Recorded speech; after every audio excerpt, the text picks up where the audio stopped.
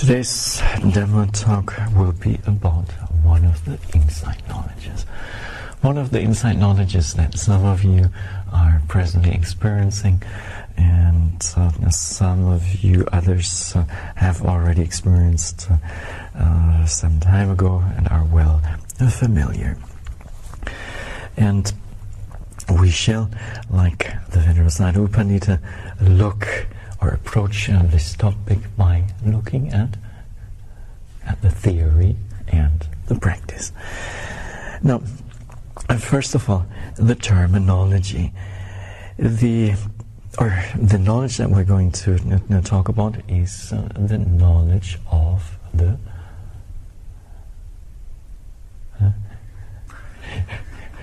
who knows? Yes, indeed. How do you know? The knowledge about the fast arising, passing way of formations in the Pali language known as Just? Yes, Udaya Beya Jnana.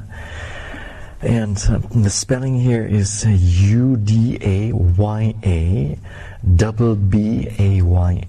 Udaya Beya by Baya Jnana.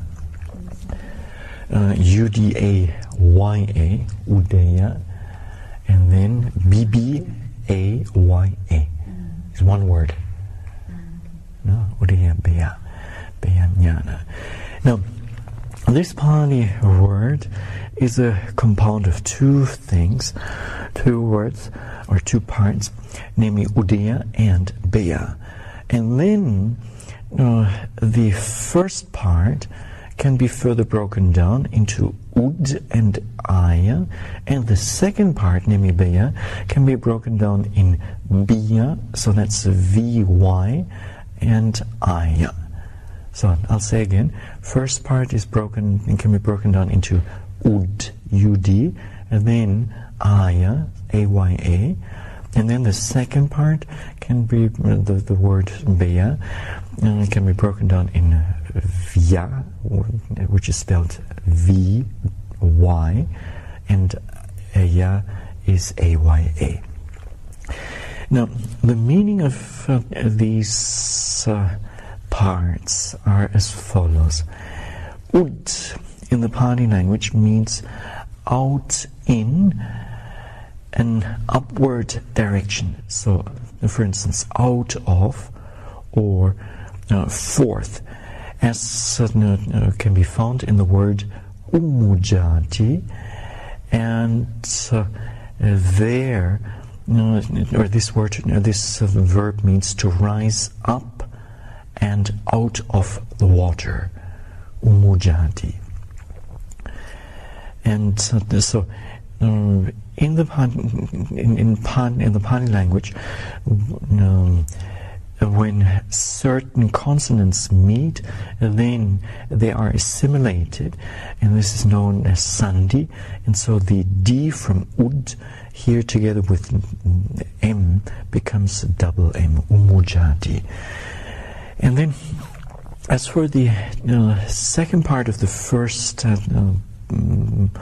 half of the word, Aya. This Aya comes from, or it can be derived from the Pali root of the verb to go, which is simply E, just a simple I. No? So it's Ud and Aya, and the Aya comes from I, from E.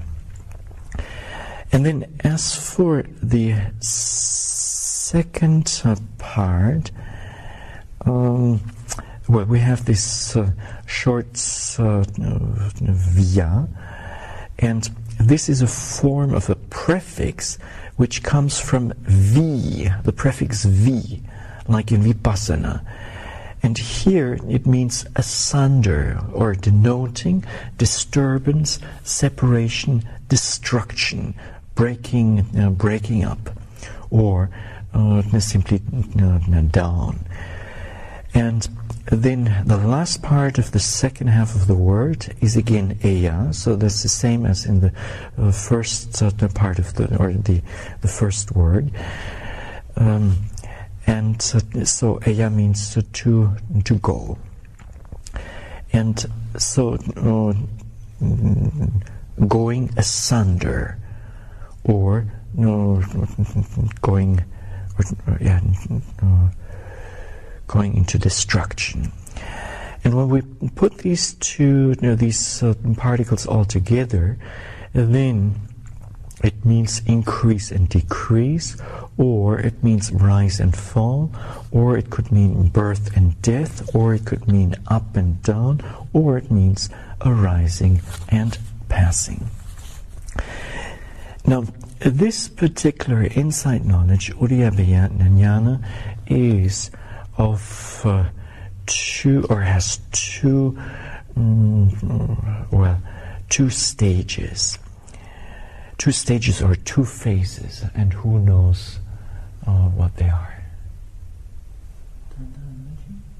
Yes, a tender stage and a mature stage. Yes, is correct. So Udayabaya Jnana consists of two stages, the tender stage and the mature stage. Now, as for the tender stage, when a meditator is well advanced in meditation, he or she can meditate on the arising objects without much effort. Now, please note, without much effort. Previously, think back of your practice during the first few insight knowledges, the first of three, and you will find that your practice then was was what? Hell. Huh? Hell. You're saying hell. Oh, you're exaggerating a little bit.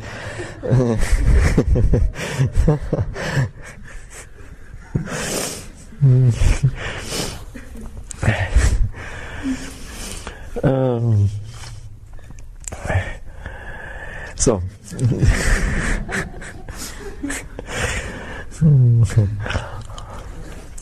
but you will have to admit, no pain, no gain. No. And so anyway, at this stage, the experiences, or a meditator experiences, illumination, in the Pali language known as obasa, and also experiences a very sharp, penetrative knowledge. This is known as jnana. Then he or she experiences possibly rapturous delight, piti in the Pali language known as joy and rapture, and then calmness, passaddhi, and other words, synonyms for calmness are serenity, tranquility, peace, peace of mind, stillness, and so on. Then number 5 is happiness, sukha, and number 6 is determination, a determined faith, adhimokkha, in the Pali language. And then number 7 is energy, paggaha. This is a strong type of energy. Number 8 is given as strong mindfulness, upatana in the Pali language. And number 9 is what? Who knows? Yes, equanimity is correct. And number 10 is attachment, nikanti. Now, these 10 mental factors are known as defilements, more specifically? Defilements of insight. Yes, well, imperfections of insight or corruptions of insight, if you like to. They come. They're referred. The Pali term for these 10 is vipassana upakilesa.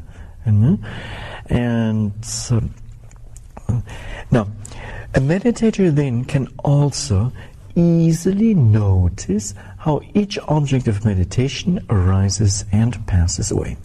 Thus, the meditator gains the tender stage of Udayabaya Jnana. And the tender stage of Udayabaya Jnana corresponds to which purification? There's the Visuddhimagga speaks of 7 purifications, and this particular, the tender stage of Udayabaya Jnana corresponds to which? And the not path. Yes, the correct path and the not path. So, purification in full. This purification is known as purification by knowledge and vision of what is the path and what is not the path. Magga Magga Jnana Dasana Visuddhi. Now, what is the path and what is the not path? Who knows? Yours?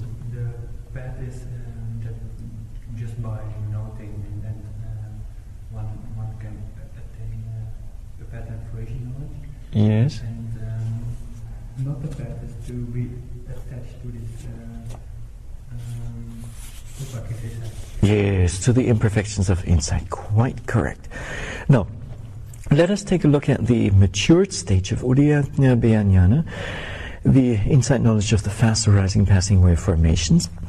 Now, while proceeding with one's meditation practice, without pondering and without getting caught up in these imperfections, the meditator can clearly observe the beginning and end of every object of meditation. So please note down beginning and end.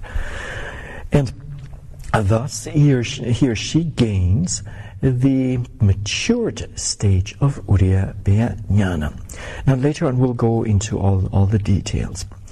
Now before an object, a physical or mental object arises, it is not getting ready to arise.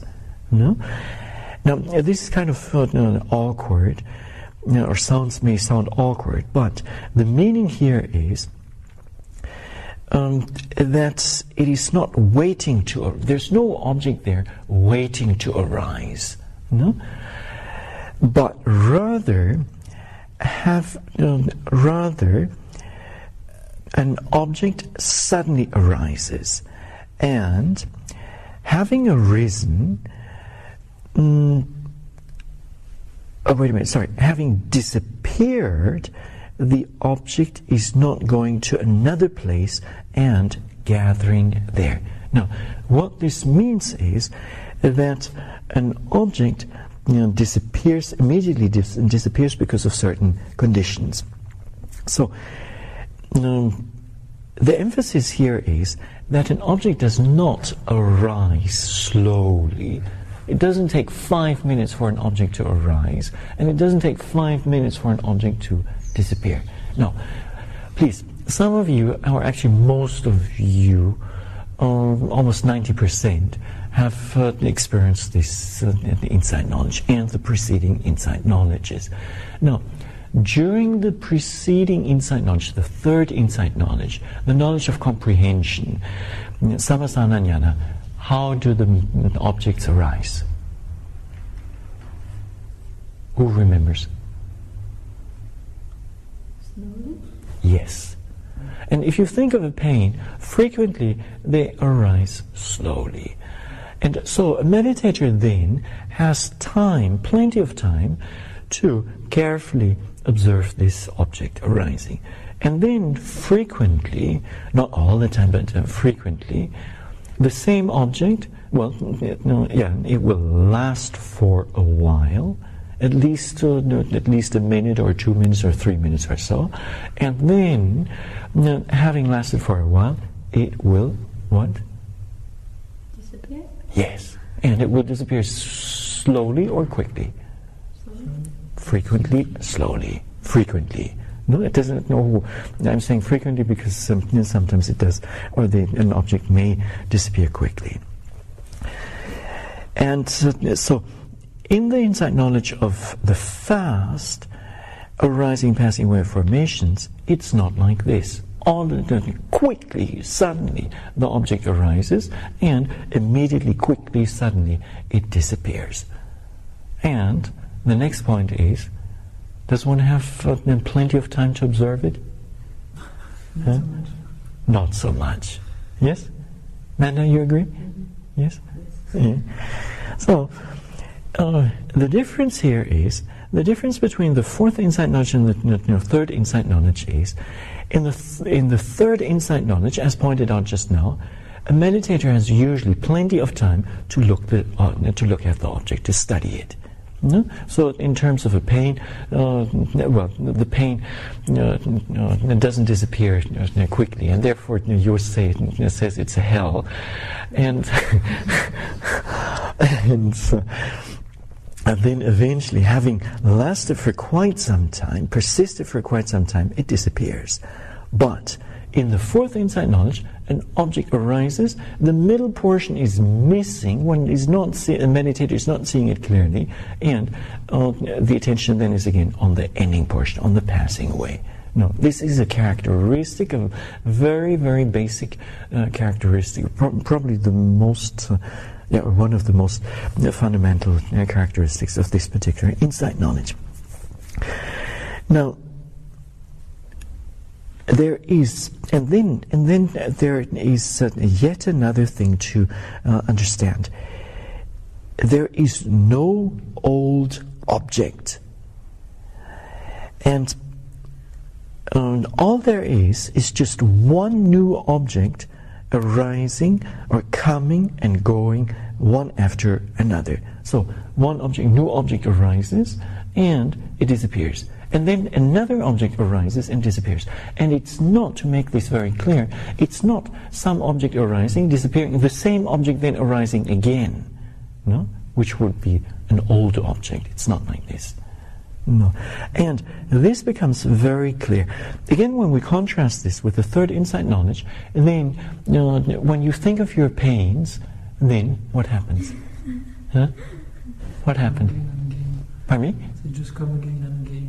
Yes, exactly. So you may have a certain pain, it arises, it lasts for a while, it intensifies, it de-intensifies, and then it disappears. And you're happy for a few moments, and then and then the same pain arises again, re-arises. No? So this is quite different from by nature, or quite different from in terms of pattern.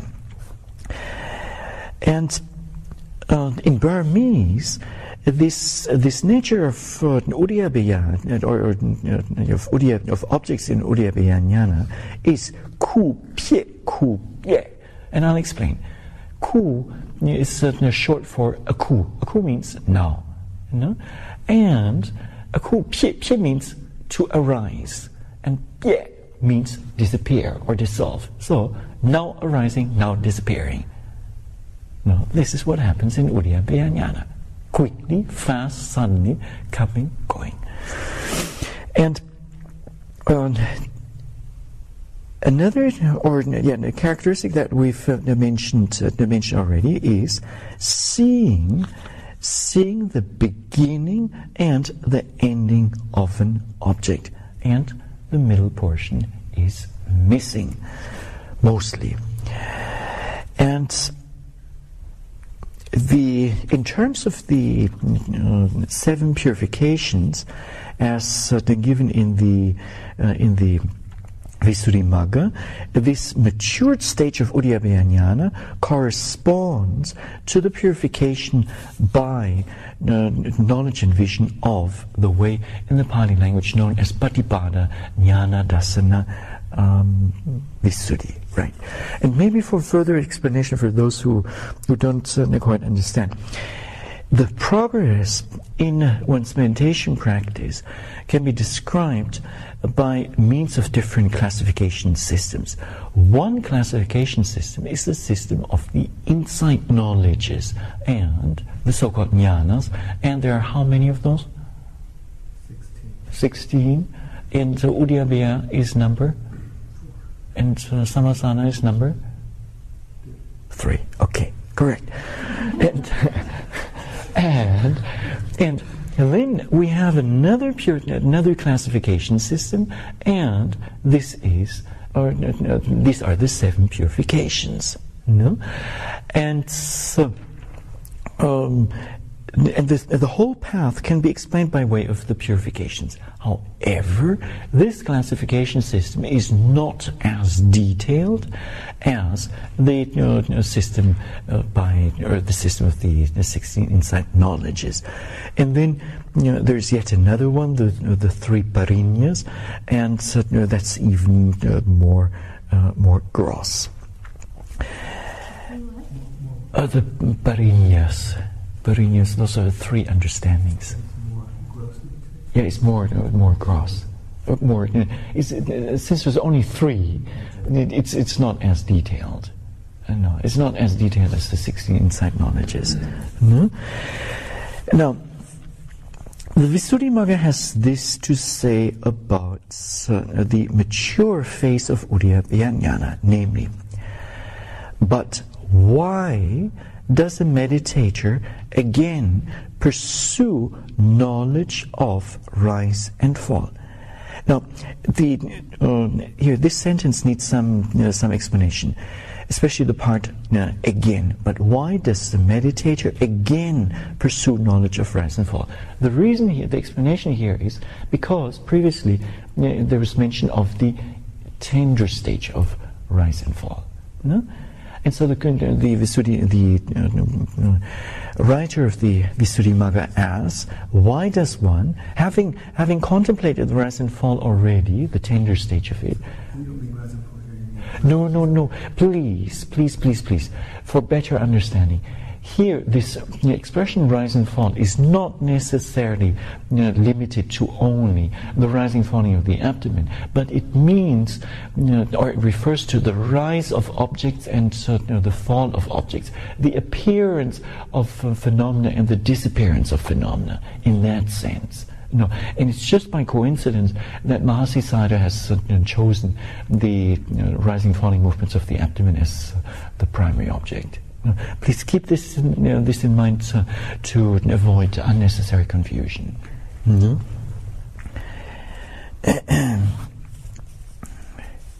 Otherwise, the Buddha Gosa probably would qualify as the inventor of the rising and falling movement of the abdomen as a form of meditation. Now, the answer to the question is, so why does one have to pursue the knowledge of rise and fall again? And how would you answer?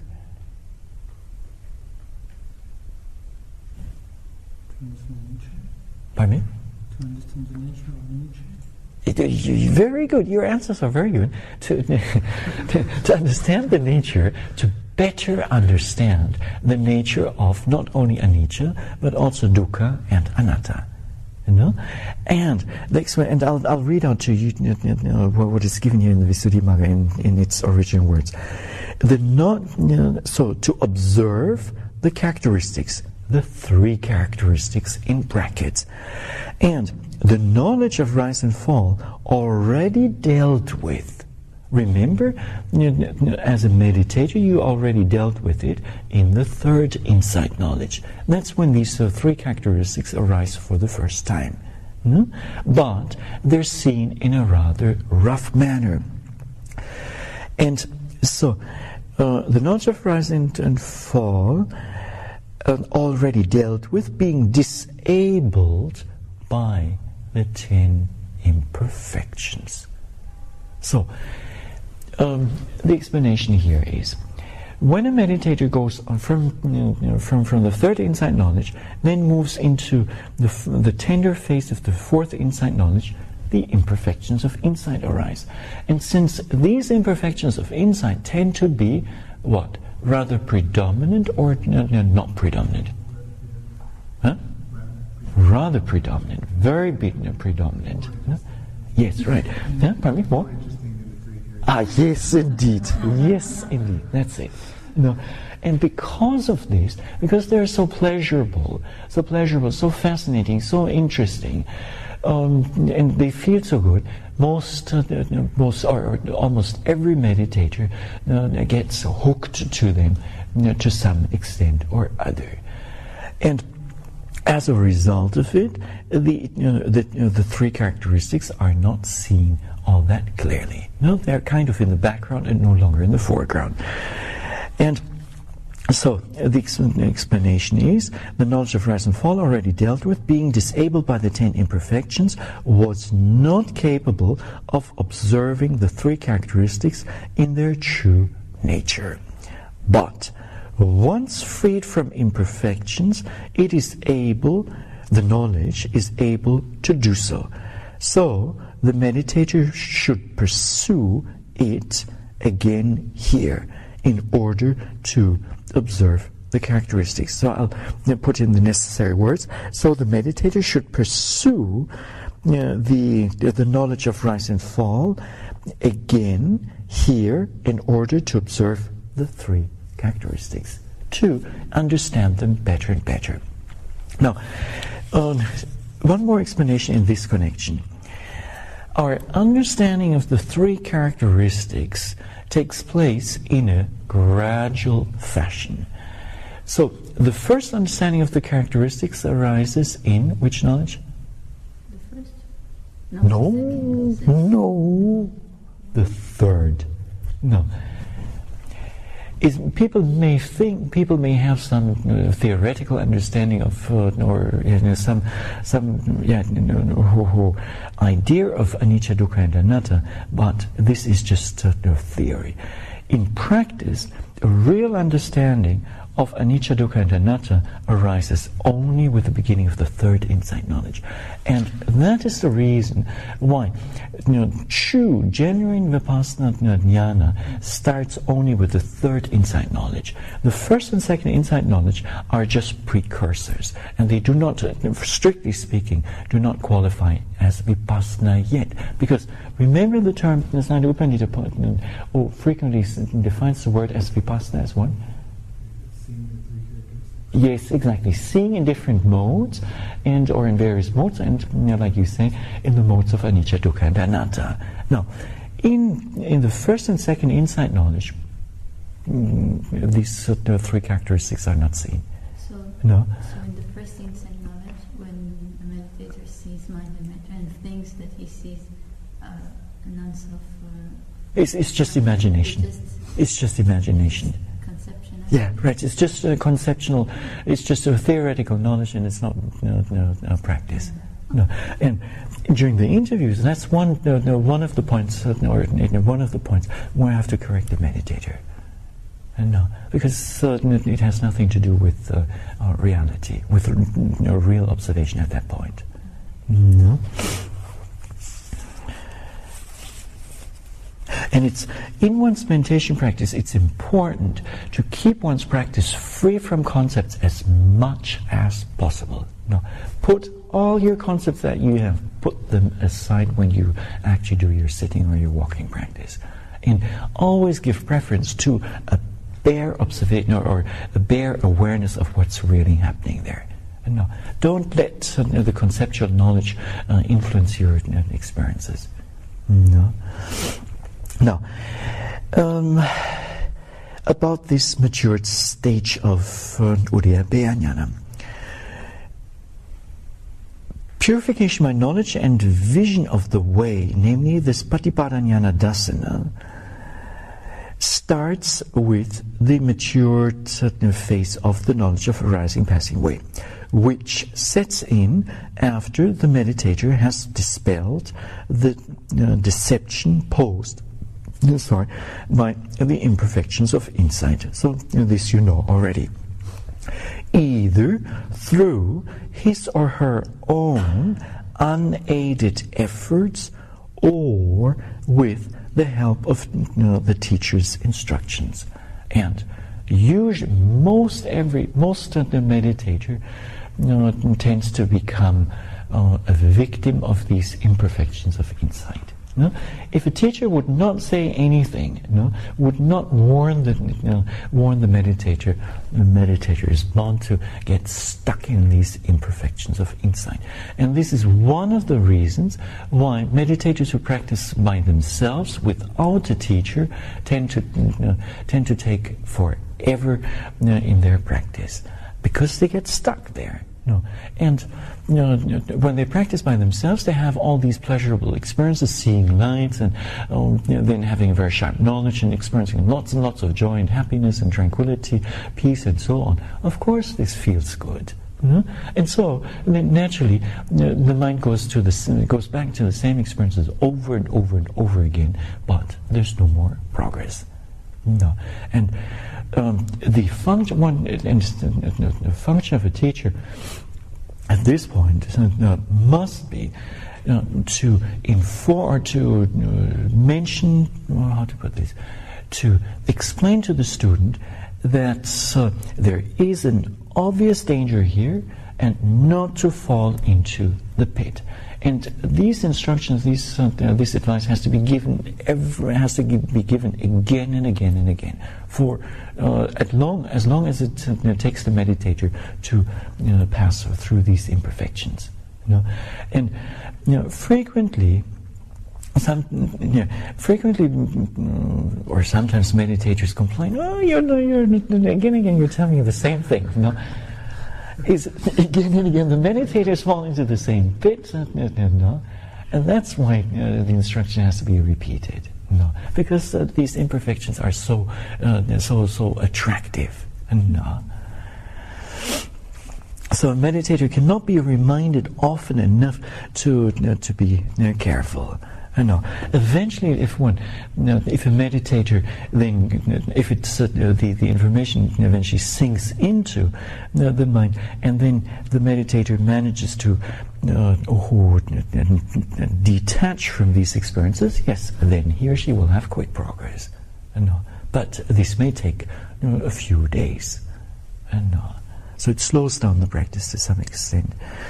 So anyway, the meditator then obtains this purification, namely Patipada Jnana Dasana Visuddhi, in the course of reflecting on the meditation object with the pure, undiluted mind, now well on its way to true insight. And the knowledge of contemplation of arising and passing away is defined as follows.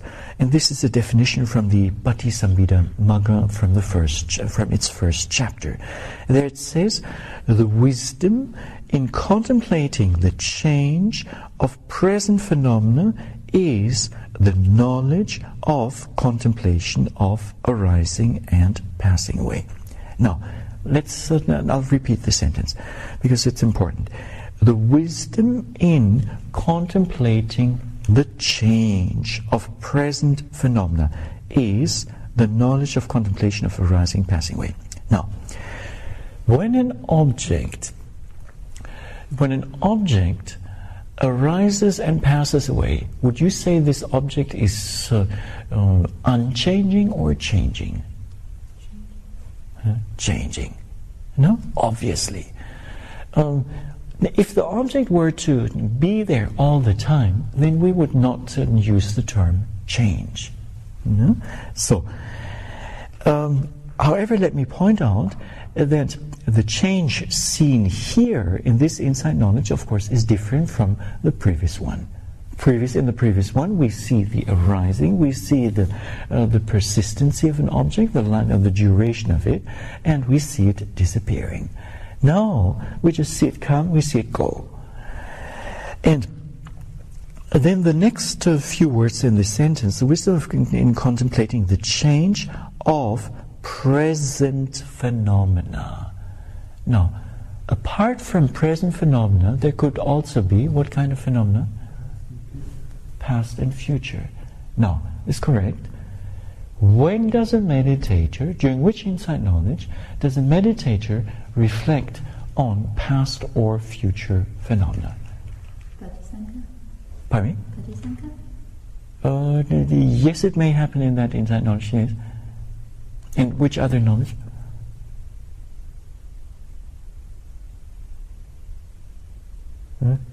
You know it, it's a... Pardon me? No, there's part of it, right? In the third insight knowledge, no. The explanation. The explanation is as follows.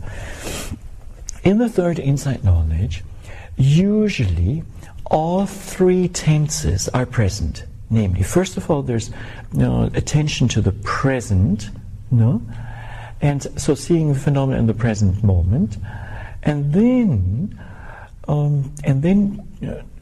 by by inferential knowledge, a meditator will conclude or deduct.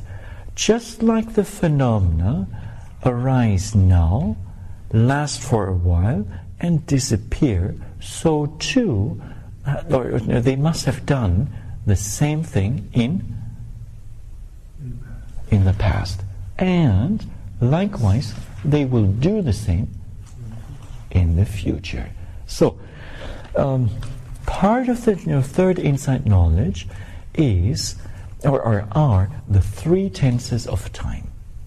So, starting with the present tense, or the very present, and then an excursion into the past and an excursion into the future by inferential deduction, or by inference. Sorry. Now, so there's some amount of thinking involved in this, and this is all right. Is no problem. That's part of the practice. And what this means is that the mind is not absolutely, or it is not exclusively in the present, right? And this then leads us to the fourth insight knowledge, which has the characteristic of contemplating the change of what? Present phenomena. Present phenomena. There you go. And so, there's a huge difference here between the third insight knowledge and the fourth insight knowledge. Please take note of this. And so, these two things here are, according to the Patisambhida Magga, or the essential points of the definition as mentioned in the Patisambhida Magga. So I'll repeat the sentence. The wisdom in contemplating the change of present phenomena is the knowledge of contemplation of arising and passing away. And maybe just as a footnote here, when reading Visuddhimagga or Patisambhida Magga, then it's worth it to pay really careful, close attention to each and every word that is given in the text. Because sometimes these definitions are very short and to the point. And it is by contemplating formations as present phenomena that this particular knowledge is attained. So once again, Udayabhaya Jnana arises and comes to maturity by contemplating present phenomena as opposed to the third insight knowledge, which where one contemplates phenomena of the three tenses.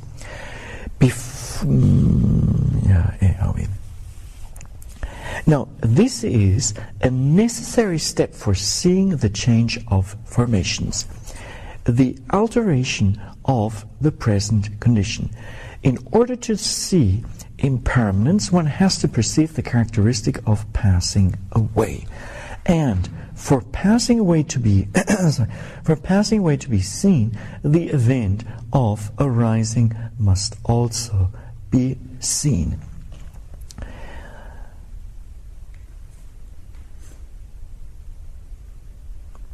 Now, to explain this a little bit further, when an object miraculously somehow or other is there and it lasts for quite some time, then do we say it's permanent or impermanent?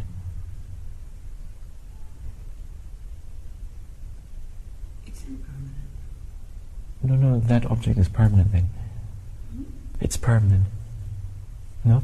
However, when that same object, when we see that object, when we see it arise, and it lasts for a while, and then we see it disappear, then we say it's impermanent.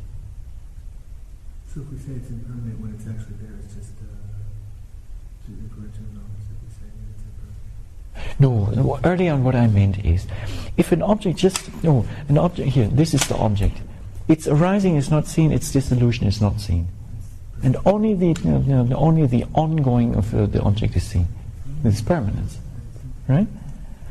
And so it's only when a meditator sees this arising, the lasting, and so the continuity of it for a while, it's not forever but for a while, and then the dissolution of it, that we certainly refer to this as impermanence. And then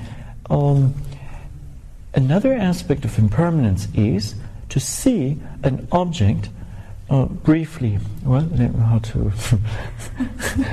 how to do this? I don't know. Oh well, no. Take here. Let's here. So, wait here.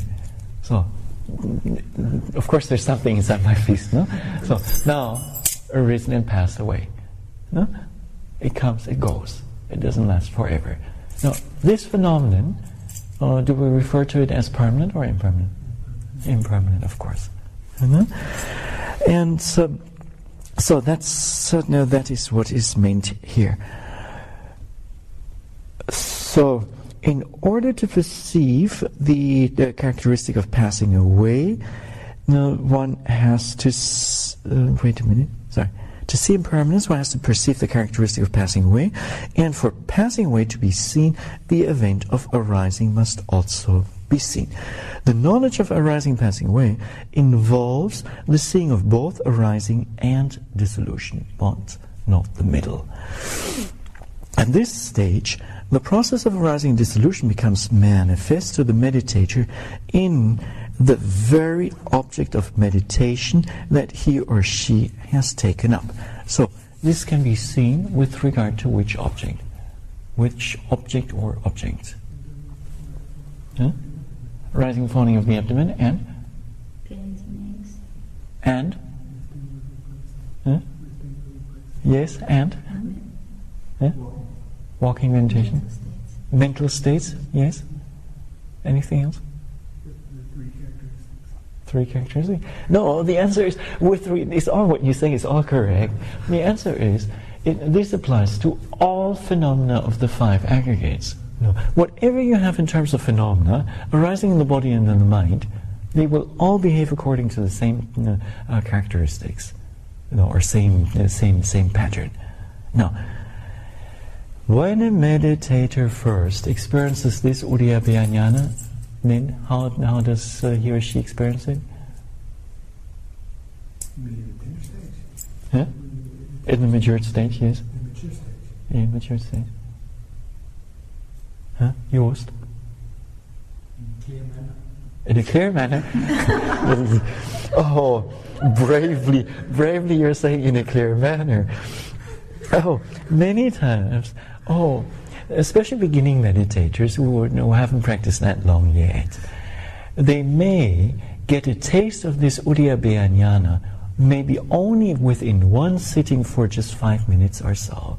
Maybe just with arising and falling, just briefly, for a few moments or so. They see how the rising movement of the abdomen comes, or certain sensation in the rising movement comes and goes. The same thing for the falling, and maybe a few more times, and that's it. And a meditator may easily miss it, and may not even realize that this is a crucial thing at this point in the practice. No. Even in the mature stage. Yes, even at the mature stage. The first time a meditator experiences this Uddiyabhaya Jnana, it may easily happen like this, especially somebody, meditators whose faculties are not all that sharp. So then, the rise and fall of phenomena is seen at the most with maybe just the rise and fall of the abdomen, and then only for a few moments, maybe 1 minute, 2 minutes or so. And then back to the imperfections. And then maybe back to the imperfections, or seeing other objects in an ordinary way, and it is only with further practice. Now, maybe let me add. What I've said applies, of course, not to every meditator. There are meditators with keen faculties who see the arising and passing away of formations with regard to many objects. They see it not just with regard to rise and fall, but also with regard to pain, or with regard to mental state, or with regard to light, certain lights, seeing lights, bright white lights in the mind, and so on and so forth. Now,